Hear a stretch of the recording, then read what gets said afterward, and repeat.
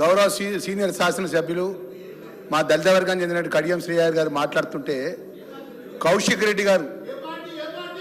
రెడ్డి గారు ఒక దళిత ఎమ్మెల్యే మీద ఇట్లా చేయి చూపెట్టుకుంటా బెదిరించుకుంటా గుండాగిరి చేసుకుంటా మాట్లాడే ఎంతవరకు సభ అధ్యక్ష? ఇంకెన్ని రోజులు అధ్యక్ష మా మీద దౌర్జన్యం? ఎన్ని రోజులు ఈ విధంగా? ఆ రోజు అధ్యక్ష శాసనసభలో మా సహచర మా అన్న సంపత్ శాసనసభ్యులు ఖాళీ అక్కడి నుంచి ఆ దారి లక్ష్మణ రేఖ దాటి ఇక్కడ ముందుకు వచ్చినందుకు కొమ్మటిరెడ్డి వెంకటరెడ్డి గౌరవ సభ్యులను మా సంపత్ గారిని శాశ్వతంగా సభ్యత్వం నుంచి వారు చర్యలు తీసుకున్నారు అధ్యక్ష. వారి సభ్యత్వం అధ్యక్ష ఈరోజు కౌశిక్ రెడ్డి గారు మేము మా కరీంనగర్ జిల్లా మొదటి నుంచి హీరో లెక్క మాట్లాడుతుండు.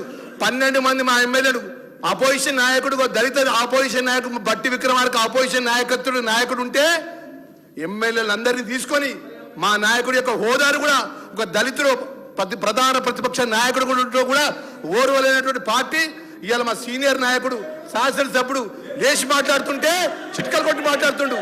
అధ్యక్ష కౌశిక్ రెడ్డిపై తక్షణమే మీరు చర్య తీసుకోవాలి అధ్యక్ష. సభ స్టార్ట్ అయినప్పటి నుంచి మొదటి నుంచి కూడా గౌరవమైన శాసనసభలో ప్రజలకు ఎన్నుకోబడ్డ ప్రజలు ఓట్లేస్తూ వచ్చినాం అధ్యక్ష. మేము ప్రజలు ఓట్లేస్తాం చేసినాం. ఒక్కసారి కాదు, 2 సార్లు కాదు, 3 సార్లు కాదు. ప్రజలు మనల్ని అందరూ గమనిస్తున్న సందర్భంలో ఆయన శాసనసభ వచ్చినప్పటి నుంచి హీరోయిజం లెక్క చేసుడు. మా దళిత శాసనసభ్యుడు ఏలు పెట్టి నువ్వు ఎక్కడికి ఎట్లా మాట్లాడదా? ఇదా అధ్యక్ష? ఇదా మర్యాద అధ్యక్ష? గుండాగిరి చేస్తారా అధ్యక్ష మా దళితుల మీద? ఇంకా ఎన్ని రోజులు అధ్యక్ష మా మీద చేసేది? అధ్యక్ష తక్షణమే ఆయన మాట్లాడిన మాట ఆయన చేసినట్టు దాని మీద తక్షణమే చర్య తీసుకోవాలి అధ్యక్ష. దయచేసి మా గౌరవ ఏదైతే హరీష్ రావు గారికి రిక్వెస్ట్ చేస్తున్నాం. అన్నా మీరు ఒకటి చెప్తున్నానా, మీ హయాంలో జరిగిన విషయాలు కానీ మా 2 సంవత్సరాలు మా జరిగిన విషయంలో కానీ గౌరవ ముఖ్యమంత్రి గారు ఏదైతే సిబిసిఐడి ద్వారా ఎంక్వైరీ చేసినారు, వాస్తవాలు బయటపడతాయి.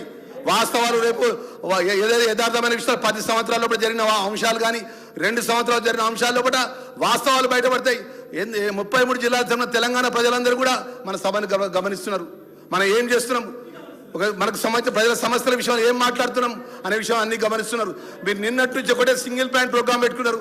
మా గౌరవ మా మంత్రిని పొంగులేటి శ్రీనివాసరెడ్డి గారు టార్గెట్ పెట్టుకున్నారు. టార్గెట్ పెట్టి వారి పేరు తీసుకొని మాట్లాడినారు. మీరు ఆ రోజు కేసీఆర్ గారు ముఖ్యమంత్రిగా ఉన్నప్పుడు సభ జరిగినప్పుడు మా బట్టి విక్రమార్క గారు ఎమ్మెల్యే గారు కానీ మా శ్రీధర్ బాబు గారు ఎమ్మెల్యే గారు కానీ ఎప్పుడైనా కాంగ్రెస్ పార్టీ అపోజిషన్ ఎమ్మెల్యేలు ఈ విధంగా మాట్లాడినిచ్చిందా? మీరు ఈ విధంగా ఇట్లా వచ్చి వెళ్ళి పెట్టిల్లా, ఇట్లా చప్పట్లు కొట్టిల్లా, ఈ విధమైన ఆలోచన చేసిల్లా? మాట్లాడితే ఇష్టానుసారంగా మేమేదో ఒట్టిగానే వచ్చినట్టు, మాకు ప్రజలు ఓట్లేనట్టు, మేమేదో మీ ఆస్తిని గుంజుకున్నట్టు ప్రజలు ఇలా ఓట్లేసిండ్రు అధ్యక్ష. గెలిపించిండ్రు. ప్రజాపాలన మార్పుకొని ఇందిరమ్మ రాజ్యంలో గౌరవ ముఖ్యమంత్రి గారి నేతృత్వంలో ఈ ప్రభుత్వాన్ని కోరుకున్నారు అధ్యక్ష. రాబోయే రోజులు కూడా ప్రజలు మా పక్షాన ఉండే విధంగా 3 పార్లమెంట్ ఎలక్షన్లో తీర్పిచ్చిండ్రు అధ్యక్ష. గ్రామ పంచాయతీ ఎలక్షన్లో తీర్పిచ్చిండ్రు అధ్యక్ష. మున్సిపల్ ఎలక్షన్లో తీర్పిచ్చిండ్రు అధ్యక్ష. జూబ్లీ ఎలక్షన్స్ లో తీర్పిచ్చిండ్రు అధ్యక్ష. సెకండరీ కంటౌట్ ఎలక్షన్ తీర్పిచ్చిన అధ్యక్ష. ప్రజలు మా పక్షాన ఉన్నటువంటి సందర్భంలో ప్రజలకు ఏం మంచి చేసిన విషయం లోపల మేము ఈరోజు మాట్లాడుతున్న సందర్భం లోపల ఇలా వయోవృద్ధులకు సంబంధించినటువంటి అత్యంతమైనటువంటి గొప్ప బిల్లును ఈరోజు ప్రవేశపెట్టిన అధ్యక్ష. ఏదైతే వారి యొక్క తల్లిదండ్రులు వారి యొక్క తన కొడుకులు పట్టించుకోకపోతే ఆ బిల్లు ప్రవేశపెట్టి ఆ బిల్లు అంశాలపై చర్చ చేసుకుంటే కూడా అది మాట్లాడటానికి సిద్ధంగా లేకుండా మా దళిత ఎమ్మెల్యేపై ఏదైతే కౌశిక్ రెడ్డి మాట్లాడిన మాటల విషయంలో కూడా ఆయన మీద చర్య తీసుకోవాలని చెప్పి డిమాండ్ చేస్తున్నా అధ్యక్ష.